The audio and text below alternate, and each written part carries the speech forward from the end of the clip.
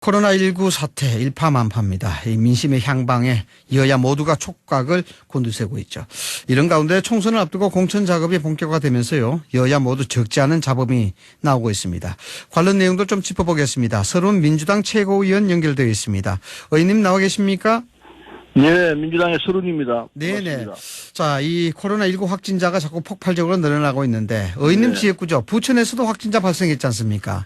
어떻게? 예, 부천에서는 지난번에 12번, 14번 환자가 발생했는데 네. 이분들 다 완치가 됐습니다. 아하, 그런데 그 뒤에 다시 확진자 3분이 발생했습니다. 한 분은 이 신천 집회 다녀온 부천 주민이고 또 한 사람은 대구에 거주 중인 부천 주민입니다. 네. 집에 왔다가 지금 됐고 또 한 분은 신천 집회 다녀온 확진자 어머니가 가족이죠. 확진 판정받아서 3사람이 지금 이 확진자가 돼 있고요. 네. 그래서 근데 이게 이제 우리 부천시하고 방역 당국이 이 역학 조사를 잘 하고 있습니다. 공선도 다 확인했고 접촉자도 다 찾아내 가지고 접촉한 장소에 대해서는 방역 조치를 다 완료를 했습니다. 네. 그리고 접촉자는 이제 자가격리를 하고 있고 계속해서 모니터링을 하고 있습니다. 네. 지역 내 이 확산을 막기 위해서 최선을 다하고 있으니까요. 네. 너무 걱정 안 하셔도 되지 않나 하는 생각이 듭니다. 네. 어쨌든 국민들이 굉장히 불안해하는 건 사실인 것 같은데. 그렇습니다. 예. 문재인 대통령이 경보 단계 심각으로 격상했지 않습니까? 예. 이런 상황에서 일각에서는 너무 늦은 대응 아니냐 이런 비판도 나오고 있는데 어떻게 보시는지요?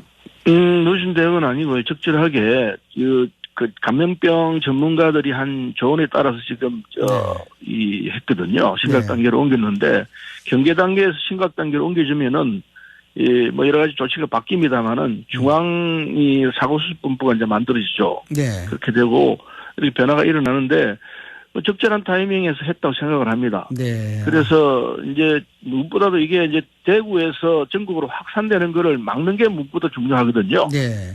그래서 대구에 이제 집중적으로 방역을 하고 그리고 지원이 이제 이루어져야 될 거라 생각합니다. 네. 대구 말씀하시죠. 네, 이제 예비비가 3조 4천억 정도 있는데 이걸 빨리 집행을 하고요. 네. 그리고 지금 필요하다고 생각합니다. 추경을 빨리 만들어 가지고 여야가 지금 다 같이 추경하자고 그러고 있으니까요. 네. 해야 되고 그리고 그렇게 되면은 이제 방역도 문제지만은 지금 경제가 아주 어려운 상황으로 빠져들고 그렇죠. 있기 때문에 네네. 이걸 막기 위해서는 빨리 추경을 만들어서 대처를 해야 한다 생각합니다. 네네. 이 여야 협의 추경 관련해서 본격적으로 시작하실 생각이신가요? 여야 같이 하자고 하고 있으니까요. 안 할 수 없을 겁니다. 메르스 때도 했고 사스 때도 다 했거든요. 네네. 사스 때도 메르스 때는 3조 얼마 했었고요. 네. 사스 때는 11조가 이렇게 했습니다. 그랬었죠. 그렇기 때문에 그래서 지금 이 상황에서는 그때보다 더 필요할 것 아닌가 하는 생각이 드는데. 11조 이상이라는 예상이십니까? 저는 지금 그 정도 들어갈 수 있는 것 아닌가 생각합니다. 네네. 그래서 그건 이제 정확한 내용은 이 관계당국과 여야가 같이 이제 논의를 해야 되겠지만은 어쨌든 빨리 추경을 편성을 해서 이 경제 살려내는 일, 또 방역 조치하는 일, 이 두 가지를 다 할 수 있도록 해야 한다고 봅니다. 아마 이번 주 정도면은 이 추경 이야기 나오지 않으라 생각이 드는데. 이번 주 나올 겁니다. 이번 주 정도에. 네. 긴급 재정 명령권이라든가 이런 일각에서 나온 얘기는 신빙성이 없는 걸로 봐야 되는 겁니까? 지금 이 상황까지는 그렇게까지 할 상황은 아닐 것 같고요. 모르죠. 이제 상황이 더 악화되면은 그때는 긴급재정명령도 내려야 할 상황이 올 수도 있다고 봅니다. 그렇게까지는 안 가야 한다고 보고요. 네네. 일단 추경으로 막을 수 있을 때까지 막아야 한다고 봅니다. 네, 추경으로 일단 막고 그것이 안 되면은 긴급재정명령권도 회의 테이블에 올려놓을 수 있다. 예. 네. 자, 대구 지역 이 부분이 좀 문제가 좀 될 것 같은데 황교안 대표가 말이죠. TK 지역을 특별 재난 지역으로 선포해야 된다. 이게 적극 검토해야 된다. 이렇게 밝혔는데 필요성은 어떻게 보시는지요? 지금 상황에서 특별재난지역보다도요. 네. 비슷한 개념이 될지 모르겠습니다. 아까 제가 말씀드린 대로 대구에 집중 지원이 이루어져야 한다. 이건 틀림없는 상황일 것 같고요. 네. 그걸 논의를 하자면 여야가 머리를 맞대고 함께 논의를 해야 합니다. 네. 이제는 여야가 있을 수가 없습니다. 바이러스 앞에서는 모든 정쟁을 중단을 하고 바이러스 퇴치를 위해서 힘을 모아야 합니다. 전 국민이 함께 해야 되기 때문에 이런저런 방안에 대해서는 함께 논의하면 얼마든지 가능하다고 봅니다. 네. 자, 중국인 입국 금지에 대한 국민 청원 76만 명으로 마감이 됐는데 지금도 뭐 조금 전에 전문가하고 연결을 했습니다만은 중국인 입국 금지 부분들이 필요하다는 그런 입장이 많은 것 같아요. 정부의 입장이 어떨 것 같습니까? 그게 이제 중국인뿐만 아니라 하루에 한 4,000명 내지 5,000명이 들어오는데 네. 우리 그중에 한 1,000명 정도 한국인입니다. 네. 그래서 중국인만 막는다고 해서 중국에 딱 한국에 들어오는 사람은 안 막으면은 그 막을 수 없지 않습니까? 네. 그랬을 때 이게 효과가 있겠느냐 이런 문제도 있고 어쨌든 상황을 보고 입국 금지를 지금 현재 흑베이성에서 온 사람들 다 막고 있거든요. 네. 그 사람들은 막고 있는데 근데 중국 전체 연소는 다 막아야 되느냐 이 문제는 또 따로 있습니다. 그래서 또 면밀히 보면서 과감하게 조치를 할 부분이 있다면은 중국인 전체에 대해서 막을 수도 있을 거라고 생각합니다. 그래서 지금은 아직은 더 상황을 좀 볼 필요가 있다. 좀 더 조심스럽게 봐야 한다 이런 생각입니다. 일각 뭐 정치권에서 언급이 되고 있는 중국 눈치 너무 보고 있지 않느냐. 그건 전혀 아닙니다. 있는데 그런 건 아닙니까? 전혀 그런 건 아니고요. 외교관계는 뭐 있긴 있습니다만은 그러나 그렇다고 해서 중국 눈치를 볼 처지는 절대 아니죠. 네. 우리 국민의 안전과 우리 국민 생명이 중요한데 어떻게 하는 것이 가장 현실적으로 적합한가 하는 문제를 놓고 고민을 하고 있습니다. 네. 자, 조금 전에 추경 언급했어서 이 부분 하나만 더 여쭤보겠습니다. 512조 원 슈퍼 예산이지 않습니까? 이게 이제 두 달도 지나지 않아서 다시 이제 추경 얘기 나오는데 이 재정 건전성에 대한 영향 이 부분도 사실상 이 비난 회피하기가 좀 그럴 것 같은데 이 부분은 어떻게 설득을 하실 생각이십니까? 그런 뭐 주장이 있을 수 있습니다. 근데 이 기존의 예산하고 아까 제가 말씀드린 그 3조 4천억 정도 해야 되는 예비비, 뭐 기금 운용 계획, 뭐 변경, 뭐 이런 방안들을 우선 하고요. 네. 그리고 이제 추경을 이제 곧 할 거니까 추경을 합치하면은 추경을 하자는 부분에 대해서는 여야가 이제 합치되고 있거든요. 네네. 근데 지금도 재정 건전성은 우리나라의 재정 건전성은 아주 좋습니다. 네네. EU나 다른 나라에 비하면 아주 월등히 좋은 상태이기 때문에 이 부분에 대해서 논란은 별로 없을 거라 생각하고요. 그래서 얘가 합의된다면은 바로 추경을 들어가는 것이 재정 건전성에 대한 염려보다도 현재 당장 이 방역과 그리고 경제가 워낙 추락하고 있는 상황이기 때문에 이걸 지켜내는 입장에서 추경을 꼭 해야 되는 상황이라고 보고 있습니다. 네. 512조 예산이긴 하지만요. 이것만 가지고는 도저히 안 된다고 판단하고 있습니다. 모자란다. 예. 네. 자, 의원님 지금 코로나19 사태에 온 국민이 합심해야 될 텐데 이걸 정치적으로 해석한다면 좀 그렇습니다만 어쨌든 정치가 현실이기 때문에 총선 앞둔 상황에서 여당이 굉장히 곤혹스럽지 않겠나 생각이 드는데 어떤 영향이 있을 것 같습니까? 근데 이게 이제 과거의 메르스나 또는 사스 때하고는 또 달리요. 네. 전국으로 지금 엄습하고 있거든요. 네네. 그래서 이 영향이 어떻게 미칠까 저희들도 참 모르겠습니다. 정말 솔직히 말씀드려서. 선거를 앞두고 이런 역사가 없었기 때문에. 그렇죠. 그래서 이게 어떤 영향을 미칠까. 여당이든 야당이든 어떻게 불리하고 유리하고 이게 없을 거라 생각하고요. 네. 우선 이 상황에서는 무엇보다도 단합해서 함께 가는 것. 이게 훨씬 더 중요한 걸 거라 생각을 합니다. 유불리를 따지기 전에 여야가 함께 지금은 정쟁 중단을 선언하고 함께 손을 맞잡고 가는 것이 제일 중요한 방법이고요. 네. 그게 국민들로부터 감동을 일으키고 그리고 방역에도 성공할 거 아닌가 생각을 합니다. 네, 아무래도 여당에서 야당에게 손을 먼저 내미는 모습이 굉장히 중요할 것 같은데 여러 번 우리가 얘기를 했습니다. 네네. 저도 여러 번 얘기를 했고 그래서 야당 쪽에서 이제 정말 이건 국민에 대한 걱정 때문에라도 정쟁을 중단을 하고 함께 손을 맞잡고 가자 이렇게 돼야 될 거 아닌가 생각을 합니다. 네. 손학규 대표가 이야기한 총선 연기 검토에 대한 의견은 어떻습니까? 근데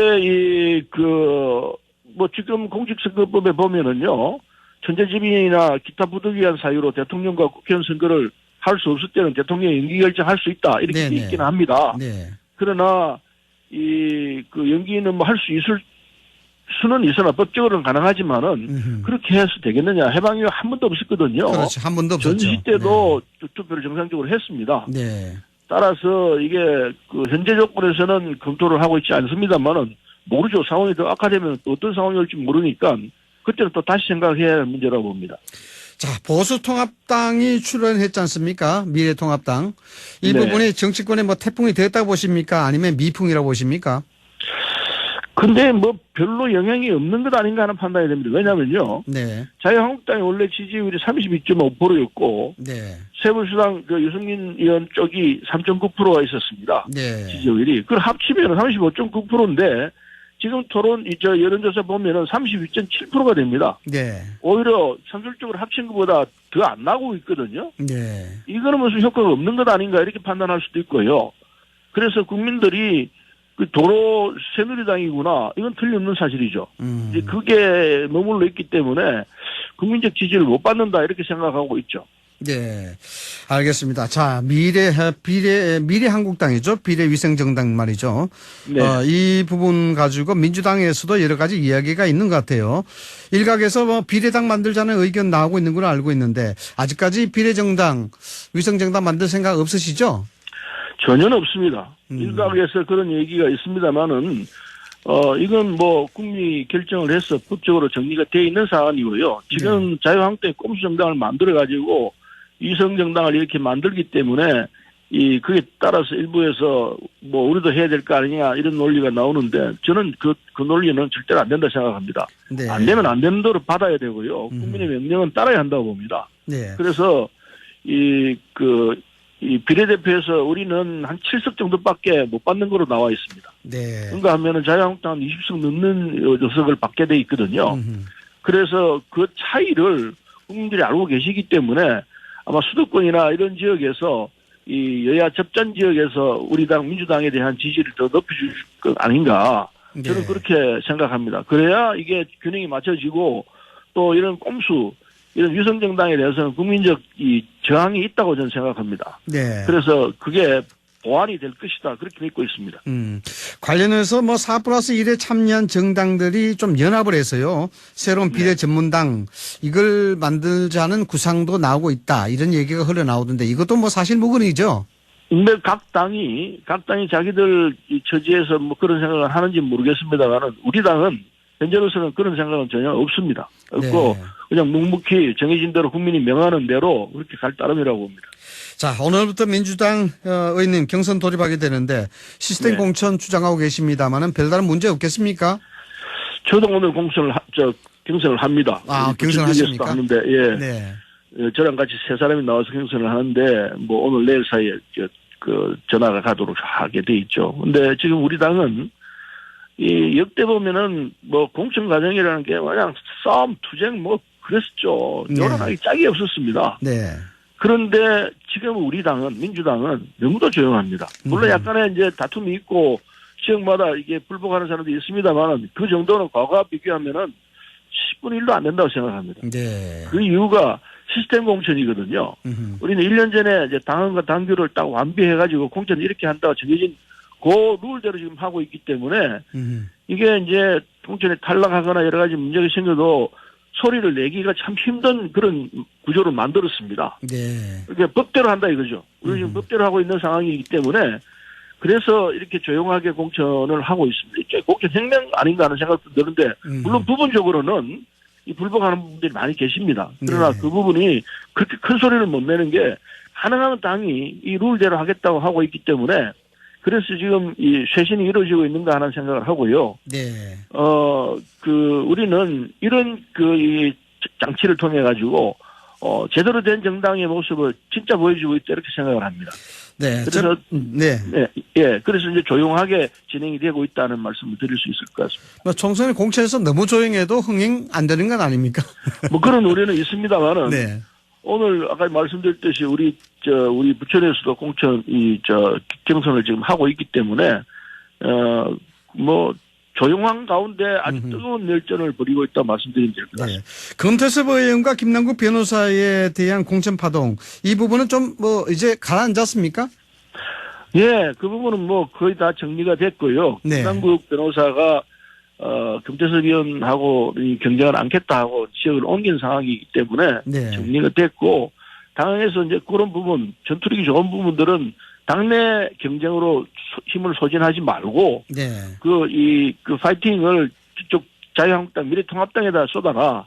그게 이제 설득이 됐고 당자들도 그걸 받아들여서 네. 당내 진화가 됐고 정리가 됐다고 보고 있습니다. 예, 알겠습니다. 오늘 뭐 경선하신다 그러니까 좋은 결과 있으시길 바라겠습니다, 의원님. 네. 네, 감사합니다. 네, 지금까지 서른 더불어민주당 최고위원이었습니다. 오늘 말씀 고맙습니다. 감사합니다.